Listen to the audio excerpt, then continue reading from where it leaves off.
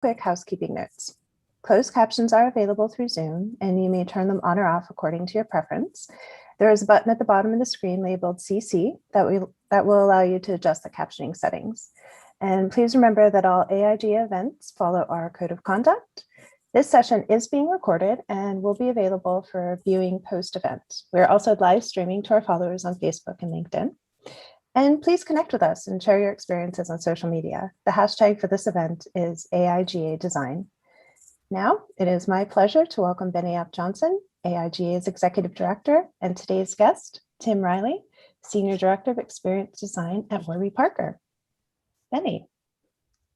Thank you, Amy, and welcome everyone to our AIGA Fireside Chat Series, Conversations with a Digital Spark.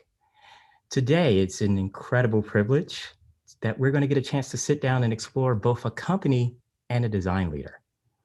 As the first event today in our 2021 AIGA Design Plus Business Conference, I'm excited today that we're going to have a conversation and talk about our 2021 Corporate Leadership Award winner, Warby Parker.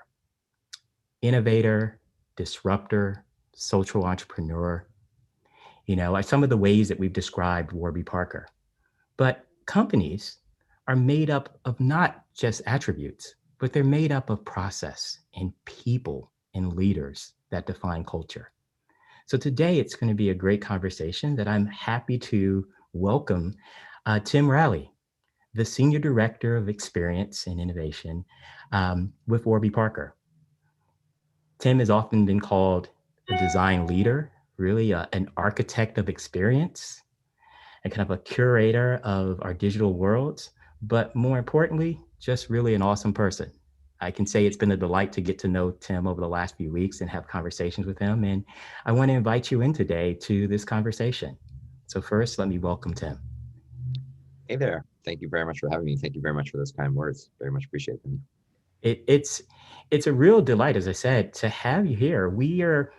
Today, the first thing I want to do is formally recognize you and Warby Parker as our 2021 Corporate Leadership Award winner.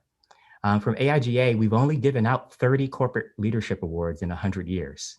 And so it's a rare distinction and an incredible tribute to the work that you've done, having an organization that pioneers ideas, pioneers new concepts, and is led with design first. So I want to just say congratulations and thank you for the work that you've done. Yes, thank you so much. I mean, it really, truly is an honor to be given this award alongside seeing all the other great companies that have received it in the past. It really, truly is mind-blowing to us, and we're very appreciative of it. One of the things that was really powerful when we were talking about the award was the notes from your co-CEO, Neil, who actually talked about the power of thoughtful design. I mean, how often do we hear a CEO of a major company speak about the fact that thoughtful design is a core part of the organization?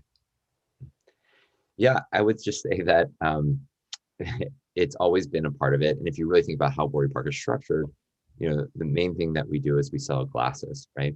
And when you're selling glasses, design is a major function of that. For someone to want to wear your product, they have to look good, right? They have to be fashionable. So design is at the very, very core of the thing that you're trying to sell.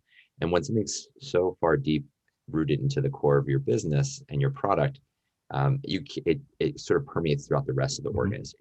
You can't escape it. And I think that's a really great thing. Well, to get started, I'd like to bring people into your world a bit, Tim, and we really have kind of a parallel origin stories. We're talking about the company, but also talking about your experience. I'd love to know what first brought you to design, and then brought you and design to Warby Parker. So how did you get your start?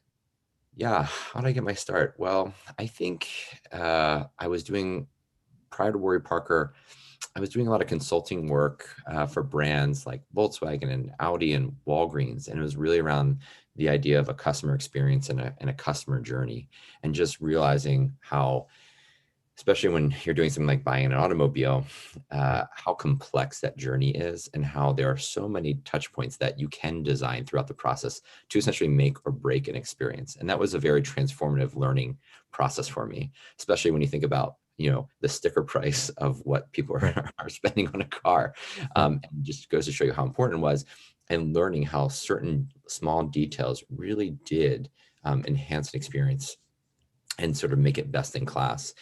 And when I met the 4 founders of Warby Parker, I got that they believed in the same thing and the same idea that all these small details and having design kind of at the center of your world really make a huge difference, especially in the customer experience. And, when you meet people that are like-minded and they have great ideas, you'd be silly not to want to work with them. So I'm a big fan of numbers. So I'll ask you this question. Your employee number what? I think employee number 7. Yeah. Number 7. And it's, Warby Parker's been around for about 11, 12 years, and you've been an instrumental part of this kind of journey and growth. So I want to ask this question. When you think about Warby Parker at its start, what was the key problem that you were looking to solve? We have conversations a lot in our design community about designers being adept at solving problems. But as we think about design in business, the question then emerges, it's not that you solve all the problems, it's a question of identifying those key problems that drive success. So as you kind of moved into Warby Parker and your role there, what did you see as the key problem that Warby Parker was solving? The key problem, I think, how the business, really started was, I think the 4 founders realized, hey, there's a monopoly organization that's, controlling most of the sale of eyewear in the world. And what they're doing is they're keeping the price of eyewear artificially high.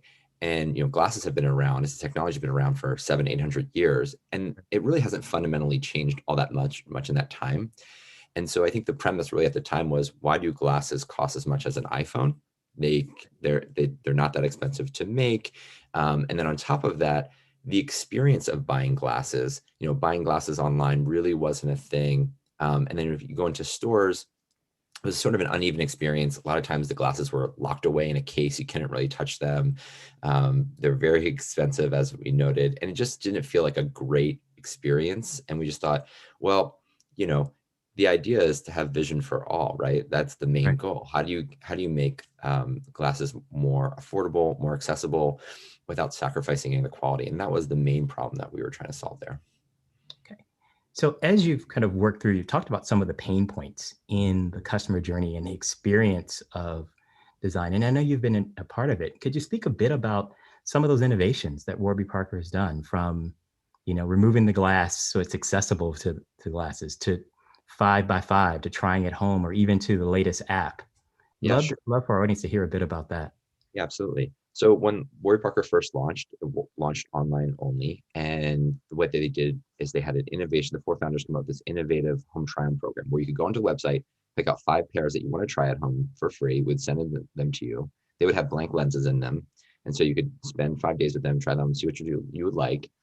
And then you would send those back, and then you could go order the pair that you liked.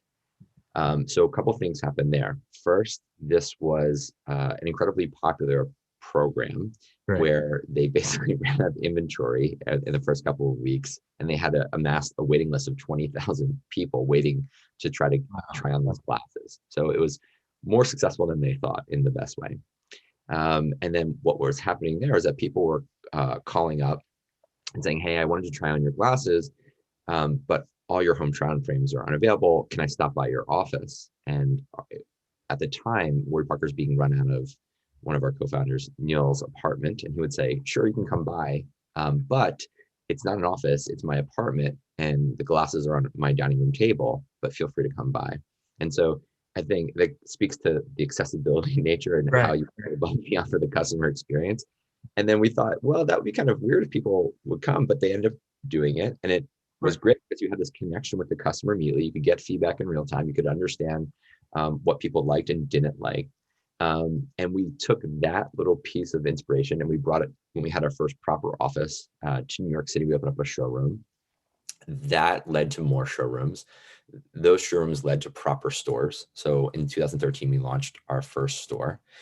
And then now we have over 130 of them across the country. So, you can see how that one piece of innovation led to something else that led to something else. That on the flip side, going back to the digital experience, We started launching an app in 2016, and then we had instituted a new version of our virtual try-on software. So last year in the pandemic, when our stores had to close and maybe you didn't want to wait for your home try-on glasses to come, you could immediately just fire up the app on your phone and try on glasses immediately, right? And then I think the last piece of this is, how do we think about eye exams and prescriptions and things like that?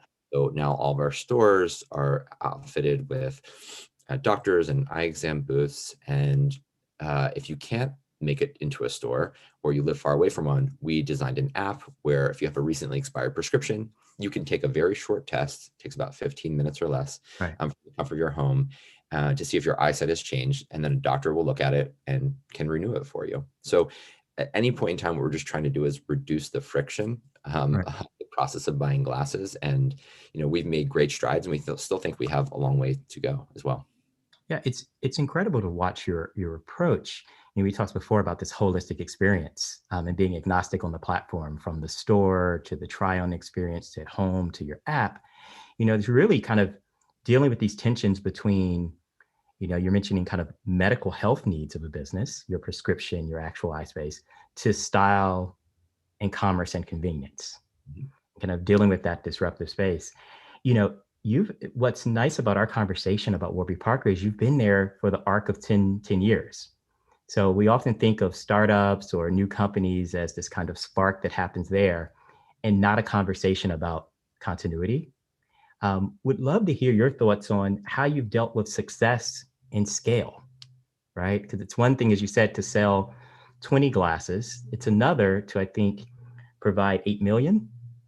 So how have you as a design leader been able to help the company navigate that? Yeah, I think what it comes down to is that our core thesis is we want to make the process of buying glasses as simple and as fun as possible, right? And as you start opening up the types of products that you sell. So we first started with our first collection. It was acetate, one type of lens. We started, introducing new style types, then new prescription types, sunglasses, metals, progressive lenses, which are lenses that are typically worn by older individuals. As you think about that, you have to think about, okay, well, let's have that evolve, but how do we still keep it simplified, right? So what you're constantly doing is you're trying to expand your reach by not overcomplicating things at the same time. And design plays a big role in that, right? And so, what you mentioned earlier is we like to say we're experience focused, medium agnostic. And so we try to offer as many avenues as possible for you to decide what do you think is the best way for you personally to buy glasses. If you want to do a home try on and then go into a retail store, then come at home, do a virtual try on with frames on your app, and then make a purchase, that is totally fine. If you just want to go on the website and just buy directly, that is totally fine too. And what we try to do here from a design perspective is say, okay, how do we make sure that those handoffs between all those channels and all those mediums are as seamless as possible? And so really the main thing that we try to think about as a design team, as an organization, is how do we think about this journey in a holistic manner? Because buying glasses and buying a lot of things these days is not necessarily a linear process, right? It's, people have a lot of options and they kind of zigzag around your world when they're thinking about buying something. So we try to come up with design solutions that are very flexible and malleable and are very open-ended. So you're never kind of ending an experience and have nowhere else to go. Right. What strikes me in our kind of conversations about the way you work is that it's completely anti-silo. Right? It's anti-silo thinking, it's anti-silo construction, because there's no way that you can effectively do all of that work without having an integrated approach and the word that we hear often, collaboration. But what's really interesting for me about Warby Parker is that collaboration is really, modeled after your leadership. And what's always struck me as interesting is for 10 years, you have a co-CEO-ship. Yes. So speak a bit about how that is to have two CEOs working in tandem and what that means for you as a leader and a manager within your organization. Yeah. I'll be honest, it was a surprise when I first joined and they said, hey, there's not going to be one CEO, there's going to be two co-CEOs. And I found it probably to be one of the best decisions that they've made in the history of Warby Parker in working here, because you have two people who are very smart, very empathetic, and are always thinking about the business. So you kind of get two for the price of one in that sense. Right. And on top of that, they have different skill sets that they gravitate to that actually complement each other very well, right? And so when you're making anything, when it comes to a design decision, when it comes to something about an experience, you're just getting a lot of extra firepower from those two people. And those two people are Neil Blumenthal and Dave Gilboa, for those who aren't familiar with them. And they're just very smart people who are always accessible and always, willing to give feedback, to help you basically make a better product or better experience. So we talked a bit about kind of that 10-year arc and how things have changed. So I mentioned to Tim earlier, in a past life, when I had strategy for the Better Business Bureau, Warby Parker was one of the businesses that I spent a lot of time looking at and modeling the new ways in which customers were experiencing companies and trust. And it was early on, and I would mention it as a case story in conversations, and people would say, Warby, what? It's a space. Skip ahead a few years. When we made the announcement this week, we were talking about the expanse of folks who now love, use, and champion Warby Parker as a product. And I was amazed at how many people spoke about it like Warby was their best friend. It's kind of best kept brand secret that people love to share about. So I wanted you to talk about that for a second, this kind of experience of growing the brand and people connecting with it over time. Right. Yeah. So I think, Warby Parker started, online only, and that only reaches a certain demographic, typically a younger demographic who's willing to take the chance on buying glasses online. If you really think about that concept in 2010, that's a big stretch for an average Right. person, to buy glasses, right? Or buy a certain thing that they never bought before, right? And if you fast forward to today, now we have a lot of stores, we have apps, our website's been 10 years old, our brand has evolved over time. So people, get more comfortable. The story I like to say is that when I first joined, Warby Parker, I would see extended family members at gatherings, and they'd be like, Warby what? Right. And then like, how do Warby Parker, Warby this? And it's like, oh, glasses. And then maybe 2 years later, they'd say, hey, I got my first pair. And then they would, later on, as we start opening more stores, a Warby Parker store just opened in my neighborhood. And then we get very excited because once you get into the experience and you realize, again, that I think the mission of Warby Parker is just to provide you with a great shopping experience to get Right. you the vision care that you need, you realize this is something that you don't get very often, and you get very excited about it. And I think the other thing too is if you think about the design of our site, the design of our stores, there's a fun kind of quirky component to it. We work a lot with artists. There's a lot of illustrations, just how we think about the creative and how we just think about everything that goes into that brand identity. Is we try to make it warm and welcoming. And I think people really can sense that and feel that. And then you add on the actual experience that you have with the human beings at Warby Parker when you're in a store, you're calling us on the phone, you're emailing with us, and it just reinforces that point. Yeah, I love the notion of this reinforcing mission and thinking about that. And when you were selected unanimously as our corporate leadership winner, one of the things that really hit me is how much the work you do actually reinforces the mission that we've set for AIGA. And one of the reasons that drew me to the organization and many of our members, that the kind of three core pillars are design, advancing design as a creative and professional craft. And you think about how much you value thoughtful design at Warby Parker. But then looking at the second component of design as a strategic advantage. So the ways in which we're thinking about the world and the products you're doing, it's moving you forward and setting you apart from other spaces. It's always interesting that, as a mark of a new disruptor is when people start to describe other category leaders as the Warby Parker of this. You've kind of made a threshold. But the third part, which is something that we haven't talked about yet, but is really at the heart of why we get excited about Warby Parker, is being a positive catalyst and social impact for the world. And so kind of design as a creative craft, design as a professional craft, design as a strategic advantage, and then design as a positive catalyst. And so much of Warby Parker's kind of breakthrough moment was about the social impact good that you do. And so we'd love to hear a bit about how that shaped and evolved for you over time. I mean, it was the showstopper when you first started. And Warby Parker, the Buy a Pair, Give a Pair campaign. And how have you been able to explore that over the last 10 years? Yeah. Yeah. So maybe you can start with, kind of think about how the pillars of Warby Parker are, which is, Right. at first we have to offer an affordable, fashionable product that you feel looks good, that you want to put on your face. Right. And then once you get past that, you want to provide a customer with a great experience, right? That they can tell all their friends about and they can feel really good about. And then if you do those first two things, that helps fund the social mission, right? So it's not as if it's the last thing, but you need to do a few steps ahead of time. So I think again, going back to sort of how all these things build on each other, Right. design minded allows you to have good, fashionable, frames that people love. Then you design good experiences, and that really unlocks the social piece. So that's what's allowed us to scale, which has been really great. So yeah, since its inception, Warby Parker has distributed over 8 million pairs of glasses through our non-profit partners. And there's, two ways that we do this. One is the social entrepreneurship route. So we have partners like Vision Spring. And what we do is we empower adult men and women with training opportunities to, administer basic eye exams and then sell the glasses for, ultra affordable prices in areas where, they might not have the means to buy, high-end glasses, right? And this accounts for the majority of our distribution. And then in 2015, we started a project called the Pupils Project.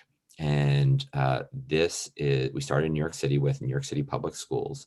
And what we do is we do free exam screenings, with elementary school children, and then donate glasses to those children who might not have the means to get them as well. Because there's nothing worse than if you are an elementary school child and the thing that's stopping you is just the ability to see, that you're just struggling in the class. And what we've done from there is that we started in New York, and then we've expanded to Boston and Philadelphia and Baltimore. And I think, there's a bunch more cities to go for sure around public schools. And so we've been ramping both of those programs up over time over the last 10, 11 years. Yeah. And it reinforces our conversation of both impact that's local, regional, and global, right? But also you see in our conversation, solving a kind of critical problem from design space in there. Because if you can't see, it's a blocking, as you said, as an elementary student, if there's some place that there is a device, a support, a mechanism that can help you in the space, that there's a power there and the benefit in having Warby step up. What my question was going to be about keeping your promises, right? Because you start off with the big promise that we're going to run our business and help the world. And often our PR, the press releases, the energy inside it gets focused on the help the world portion. But it's essential that you actually have to run a really good, solid business to be able to inform and support the real social impact you're having. Because if you don't have a successful Warby Parker, purveyor of eyewear business, you can't have the impact in local schools and across the world. Yeah, that's exactly it. Has that been a struggle for you all as you go through? I mean, we know that organizations, teams, and companies go through growing pains, and that cause us to question our mission and our structure. Have you had that experience over the last 10 years? I think more than anything, it's allowed us to recruit and attract some of the best talent that we can possibly get, because, I think people who are joining a company today want to make sure and believe that what they're doing is kind of bigger than just the work that they're doing, right? Right. And I think that that's one of the main things what we hear again and again when we're, interviewing and hiring people, that, hey, this is the thing that really really is driving me, attracting me to Warby Parker. Yes, there's a brand. Yes, I've heard great things about your experience, but the really kind of thing that's going to make me feel good is that I know my work is directly contributing to something much larger, right? Beyond this initial transaction with a customer or whatever it might be. And I think that really, that's always in our minds as we're doing our work, because we know that if we don't do a good job with this, the ripple effects are so much larger than if it just ended with that customer that we're dealing with, maybe in our own city or whatever it might be. Makes sense. The past few months have stretched all of us and all of our teams and understanding the world around you. What are some of the things that you as a dynamic company have done the last few months to help your customers, your stakeholders, and your customers through? Yeah. So I think the first thing is that really ensuring the safety of all of our employees, right? So I have to understand that if your employees don't feel safe and supported, they're not going to be able to do their best work. So that's the first thing. So maintaining employee well-being and a workplace culture just helps drive everything else. So we do a couple of things to make sure we're still connected. So Neil and Dave, we used to have a once a week company meeting where we all meet in person. Obviously, that's not the case anymore. Right. So they do 2 4 to 5 minute videos a week. Each of them does one of them just to keep the team informed of everything that's going on. We obviously have a lot of team meetings that happen obviously virtually. But we do run programs. We have a Warby Parker Academy, which is about ongoing education. We set up different programs for, parents, like employee resource groups, for employees who are parents and, need help with children and, understand there. There's a very helpful Slack channel that a lot of parents get into because this year is especially trying. And then, of course, we're always trying to acknowledge, great work that our employees do. So we have, internal awards that we give out and, virtual support. So we try to do as much as possible to make employees feel supported. So then they can do good work. And then on the customer side of things, people still want to come into retail stores, and that is really great, right? And also there's also a necessity, right? Because if you need glasses, you need glasses.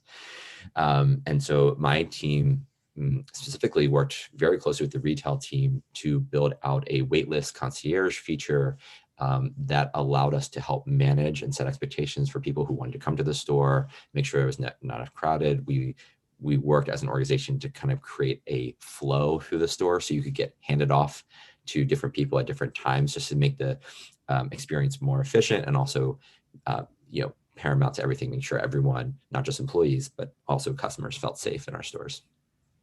Well, one of the things that always strikes me of Warby Parker as a brand is kind of this note of kind of optimism, right? This kind of creative change in future. And I happen to be reading something completely unrelated, and you came into my feed for this, and it was looking in Minnesota that Mall of America has been a mass vaccination site for COVID vaccines and is really kind of helping community there and open up.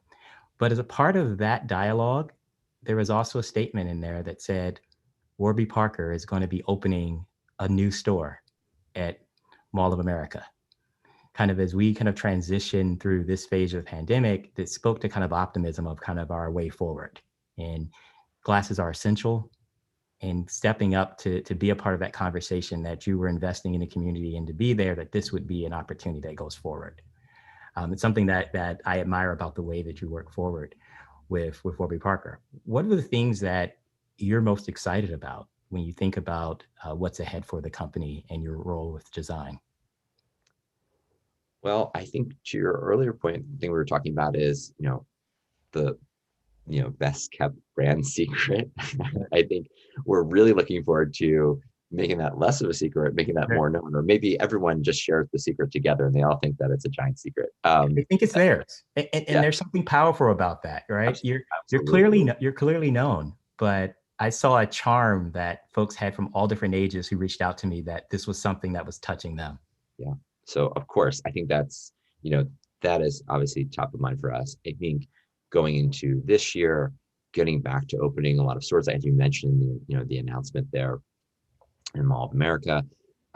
We obviously couldn't open as many stores last year, but we're kind of jumping right back into it this year and feeling a lot of momentum. And I think that's just something, the more we can get into communities. And I think one thing about the stores is that we really try to be very thoughtful and deliberate about where we open up stores and how we do them, and the role that we're going to be playing in that neighborhood.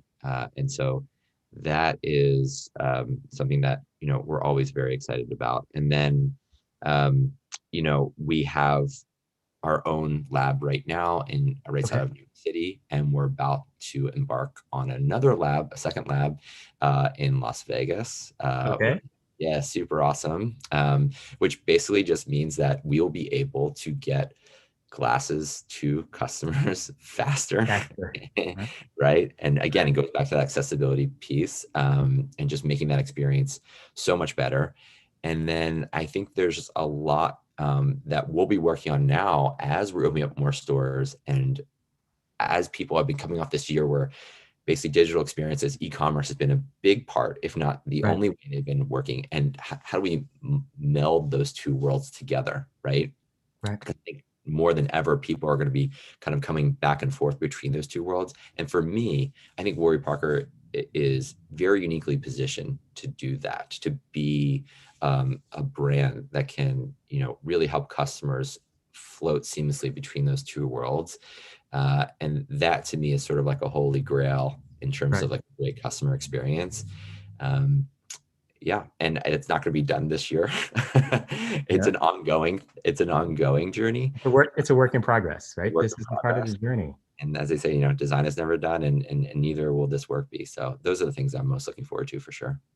So, in the past few months or so, what have been some of the things that you've been excited about learning? As you've kind of approached this space, you've always been design, customer, and business centric. But what are some of the things that you've learned in the last 6 months or so? Last 6 months, I would say I've been surprised to learn how customer behavior can shift, and how it's so important to things that are a good experience, and it's a good idea to have, Right. how essential they can be at times. So a very basic example, we launched a virtual try-on tool in our app in 2018, I believe. And at the time, we had a ton of stores opened. It was just so, hey, Mhm. if you want to have this extra way of doing it, you can knock yourself out and try it. And people really liked it. And it was, steadily growing in terms of the app downloads and how many people were using it. And then the pandemic hit, and all of a sudden it was like a hockey stick, right? Like, people wanted to try on glasses immediately. They didn't want to, they didn't and couldn't go into stores in some areas. They didn't feel safe. And everybody, flocked to the app, and it became the way that people shop for glasses. And there's no way at the time we could have predicted Right. and that a massive pandemic Right. would, equate for a need to have a virtual trying tool. It was just thinking about, we think this is a good thing for a customer, and we should do it.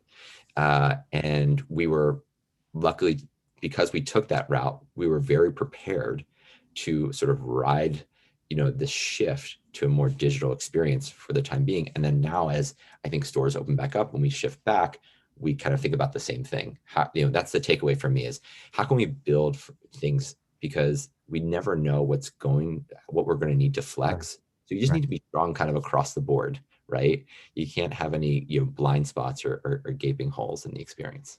Right. What advice would you have for emerging design leaders? And so, and that question's a little loaded. It's not just design leaders who are emerging themselves, but leaders who are trying to elevate design in their organizations as well. Yeah. What advice would you have?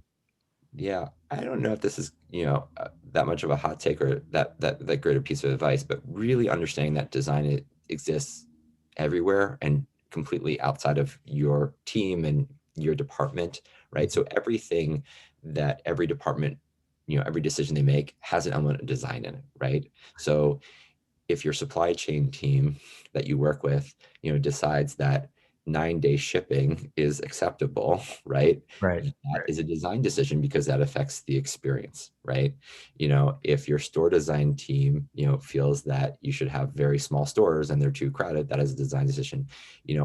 Everything kind of has this ripple effect. The way that you answer the phone when someone calls you from a customer support scenario, that's a design decision. Like, how do you greet them, right? So I think it's really thinking about that, and then how do you ingrain that type of thinking into other folks that might not think, oh, I actually have a lot of power in the design shaping of an experience, right? So probably not top of mind for a supply chain leader in an organization, but you should be reaching out to them and really explaining, how big of a responsibility everyone has in helping shape an experience. And at the end of the day, those are design decisions that people are making, sometimes very consciously, and a lot of times they're doing it without even realizing it.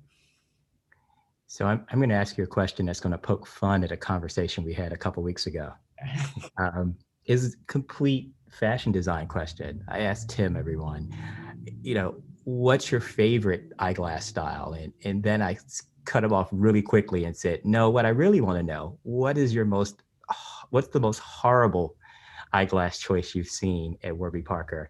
And I was just poking him to have fun in the conversation. But I wanted to ask that again because your answer was so perfect to who you are as a leader, who you are as an experienced creator, and being so customer centric. You gave me an answer that I'm not going to steal your thunder, but it was wonderful when you talked about the selection of eyeglasses.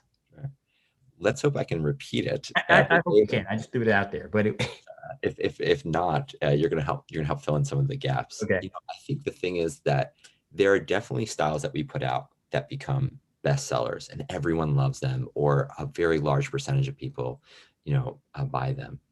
And then there are other styles that do less well, right? The thing about that is, though, there are customers who buy them and absolutely love them and cherish them. And it goes back to offering an accessible experience, right? That everyone can find something that they like. So it's our job not to say, oh, not everything is going to be a bestseller. That's literally impossible. And what we want to do is we want to expand the reach, right? And so sometimes you have to design products and offer things that are more niche in terms of appeal, but still invite as many people into the Warby Parker, family ecosystem, because we don't want to be, exclusionary at any point in time. Like, oh, they only have X kind of style, they're not for me, right? No, you want to open that up. And we've evolved over time. And if you look at where we were in the beginning in terms of our styles and where we are today, we're using a lot of different materials, a lot of different design elements, and lots of different sizes. And so, you have to be open-minded about, the product that you offer. So there isn't necessarily the worst. There's just things that appeal to more and appeal to less. That was the perfect answer I wanted you to share. Thank you. It's just as we were having fun and just so how much thinking about the consumer, thinking about your customer, thinking about their support and the product is so ingrained in who you are and what we do as an organization. It's just wonderful in that space. To kind of put a loop on that, this is one of my favorite headlines for you all from New York Magazine that says, and I quote, "Warby Parker now has a sleek design for the indecisive." There you go. You really have design for everybody. For those of us who can't make up our minds and can't decide, New York Magazine has let us know that Warby Parker has something for everybody. Yeah, that is 100% true. We have something for everybody. I promise you that. So, I as we kind of round the corner in our conversation, one of the things that we've touched a bit on is this notion of internal culture and culture being intentional. Mm-hmm. And so the kind of design elements of it are very much there. But I'd love to hear, you speak a bit about as you don't do your work by yourself, right? We all work with people and colleagues and teams, and it's those relationships that define our culture. How have you been able to foster this dynamic culture for Warby Parker? Yeah, I'll say first thing is that culture, starts at the top. I'll say it starts with our co-CEOs, and they have really set a great tone in terms of culture, right? We have, as an organization, 8 core values that we live by. One of them is, inject fun and quirkiness into everything you do. Another one is presume positive intent. And the last one, one of the ones I want to highlight here is learn, grow, repeat. And I think, as a design leader or any leader in a company, that last one really speaks to me, because if you're not learning, you're not growing. And if you don't do it again, if you don't do that cycle, you're going to stop, right? And so for us, I think that we take on every project, every piece of feedback as an opportunity to learn and grow and just make our work stronger and better. We don't hold, any of our designs, so dearly that we think that they're infallible, right? It's just that we know that everything can always be better. Everything's an iterative process, and try to be humble and understand that there's so much more to learn about your craft, about the work that you're doing, how your customers think about it, how your stakeholders think about it. And so that's why that learn, grow, repeat is sort of tattooed to my brain. And, we try to make sure that everyone thinks that way at Warby Parker, especially the design team. Incredible. So is there anything else you'd like to share with our audience today as we talk about it that's on your mind? I maybe I would like to hear from you is what was your experience when Warby Parker first clicked for you? What was it about it? Just out of curiosity. I am a big lover of brands and things that are well thought out, from both the design of the business. I always joke about being design adjacent in my space, but also the kind of concept. So I remember you starting in New York and this idea that was a startup that wasn't Silicon Valley. And so many of our conversations and models are always like Silicon Valley startups, but this is a startup that solved a really basic problem in a thoughtful way. And that got my attention. And I started to see people react to it. I saw the try at home and the other approaches that were coming in, and that really won me over early on. Over time, it adjusted, and I say that as a non-glasses wearer, right?